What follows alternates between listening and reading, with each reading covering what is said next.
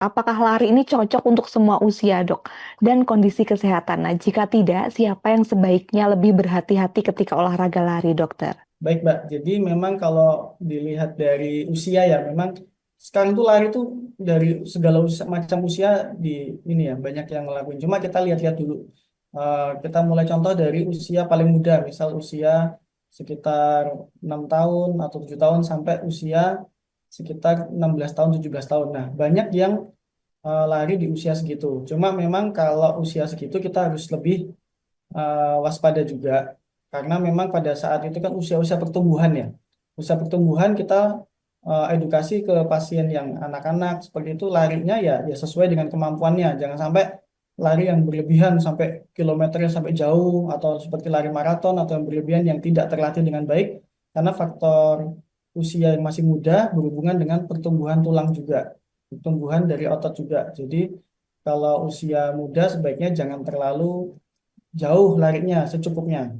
Nah, nanti ketika sudah memasuki usia sekitar 18 sampai 40 itu kan usia produktif ya. Itu usia-usia yang memang itu bagus, bagus sekali usia yang ideal. Jadi mau lari kencang, lari yang memang rutin atau yang harus dilakukan dengan apa? Teratur itu tidak masalah dengan usia segitu. Lalu ada lagi pembagian usia di usia 40 sampai 60. Ini kan usia paruh baya yang memang bagus tapi memang harus memperhatikan kondisi-kondisi penyerta. Kadang usia 40 sampai 60 itu kan punya penyakit penyerta ya, bisa penyakit jantung, penyakit diabetes, penyakit hipertensi ya itu harus lebih diperhatikan dalam melakukan olahraga lari sesuai kemampuan.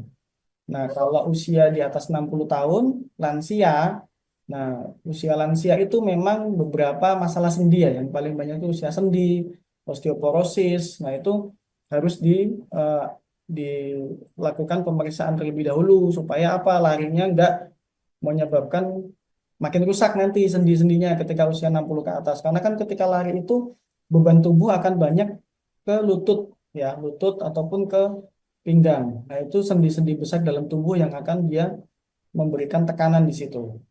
Nah, untuk yang apa kasus khusus biasanya pasien dengan penyakit jantung yang belum stabil ya seperti gagal jantung nah, atau angina yang tidak stabil itu harus lebih waspada lagi.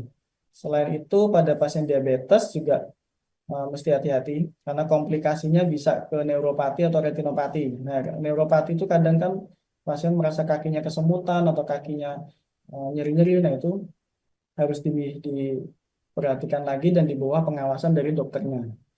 Gitu. Jadi untuk kelompok-kelompok usia yang tadi, yang riskan tadi ya, lansia, penyakit jantung, diabetes, itu aktivitas aerobiknya disarankan yang lebih rendah, Mbak, yang dampaknya seperti jalan cepat, atau berenang, atau sepeda statis, itu lebih dianjurkan. Kalaupun lari ya minimal jalan cepat dulu lah, kalau memang eh, tidak terlalu berbahaya. Gitu, Mbak.